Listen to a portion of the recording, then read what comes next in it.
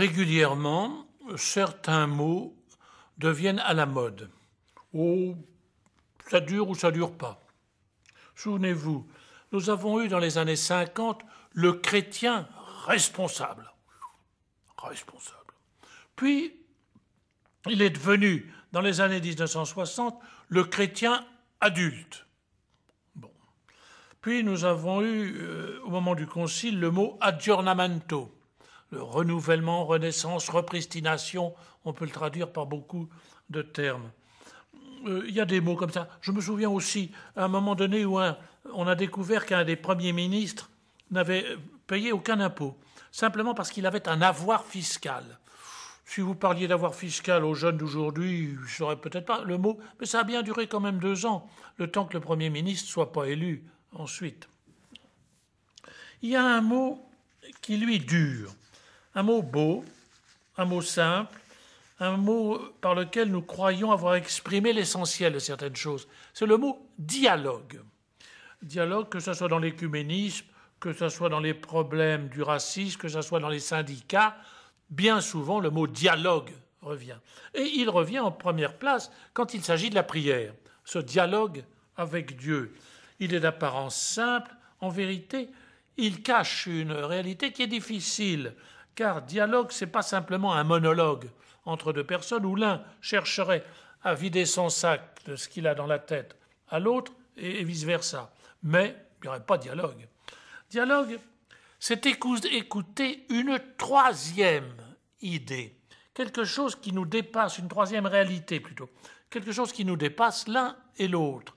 Et l'on est 2 à se rejoindre dans ce qui nous dépasse, comme dans un triangle, c'est en haut. Et là, tout d'un coup, on découvre que l'autre est habité par la même intuition que nous, et même qu'il la connaît mieux, qu'il la saisit mieux, qu'il en a été investi, qu'il en a été initié davantage que nous. Et on est tout heureux de pouvoir échanger dans cette 3e réalité et pénétrer dans ce qui est le secret de l'autre. Et un peu aussi, on découvre que c'est notre secret qui est celui de l'autre.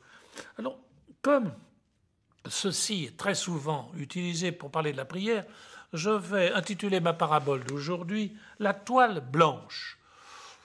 Oh, il y a beaucoup de mots qui pourraient nous servir, mais celle-ci est très forte. La toile blanche. Dans les conseils d'apprentissage pour entrer dans la vie de prière, les maîtres spirituels, ceux qui ont fait le voyage de la prière, qui ne parlent pas simplement sur ou à l'occasion, mais qui ont fait le voyage et qui nous reviennent constamment sur cette idée de dialogue. Un grand maître spirituel, père jésuite du XVIIe siècle, français, sa langue est très belle, le père Surin le dit d'une merveilleuse manière, quand il énonce ce qui est peut-être l'une des plus grandes lois de la prière.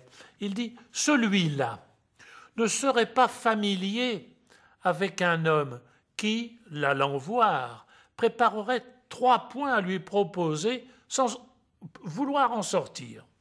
Et comme le plus grand fruit, ajoute le père Surin, que l'on puisse remporter de l'entretien d'un homme que l'on aime, puisse repartir l'esprit satisfait et désireux de le rejoindre, de même, le vrai fruit de la conversation divine n'est pas seulement d'avoir eu telle ou telle considération plus ou moins belle, mais d'en revenir avec lumière, joie et propos de le servir.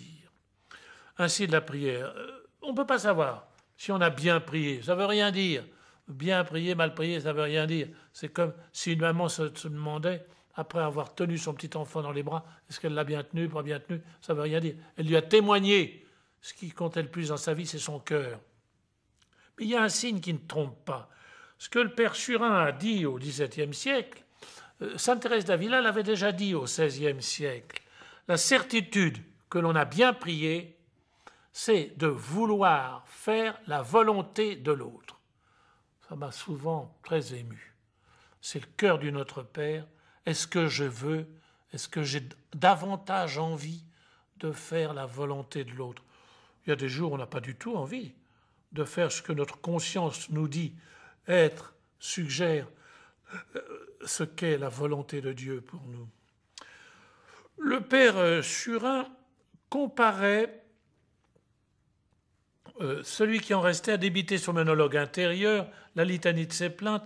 Ah, et l'image est très belle.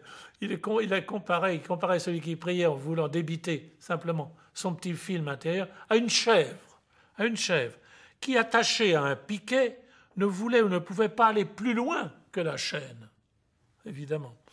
Alors, aimez-vous la langue du XVIIe siècle, la langue française du XVIIe siècle?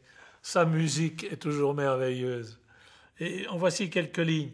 Elles sont de sainte Marguerite Marie de Parelmonial. Et elle nous introduit dans le secret de la prière. Voici ce qu'elle dit en parlant d'une conversation qu'elle a avec sa mère supérieure, à qui elle venait demander de lui apprendre à prier et à faire oraison. Alors, sainte Marguerite Marie dit que sa mère supérieure ne voulut pas croire qu'étant venue en la religion, la vie religieuse, à l'âge de 23 ans, je ne le susse point faire, et après l'avoir assuré que c'était mon cas, elle me dit seulement pour la première fois qu'elle ne susse pas faire quoi? L'oraison, la prière, ce dialogue, cette conversation intime, ce cœur à cœur avec Dieu. Alors, elle me dit simplement, eh bien, allez vous mettre devant notre Seigneur comme une toile blanche devant un peintre. L'image est très belle. Elle résume toute la prière. Mais, ajoute sainte Marguerite Marie, j'aurais voulu qu'elle m'eût expliqué ce qu'elle me disait. Je ne la comprenais pas et je n'osais pas lui dire, mais il me fut dit intérieurement, viens et je te l'apprendrai. Et d'abord que je fus à l'oraison, mon souverain maître me fit voir que mon âme était cette toile d'attente sur laquelle il voulait peindre tous les traits de sa vie et qu'il ferait cette impression après l'avoir purifiée de toutes les tâches qui lui restaient. Que c'est beau, c'est simple, la prière. C'est la découverte des apôtres. Comme ce fut celle de tous les saints, Thérèse de Lisieux, de Mère Teresa, très émouvant dans la vie de Mère Teresa. On n'imagine pas, on le découvre seulement en allant piocher un peu plus à profond dans ces textes. Les moments quasi de dépression, des moments d'angoisse, des périodes de vide intérieur, d'accablement psychologique qu'a connu Mère Teresa. Elle allait à Jésus en se présentant comme Thérèse de Lisieux, les mains vides, ou comme Marguerite Marie, comme la toile blanche. N'oubliez pas, la toile du peintre, la chèvre et son piquet, et notre acharnement en rester aux 3 points de notre programme. Et si Jésus avait pour nous un autre programme.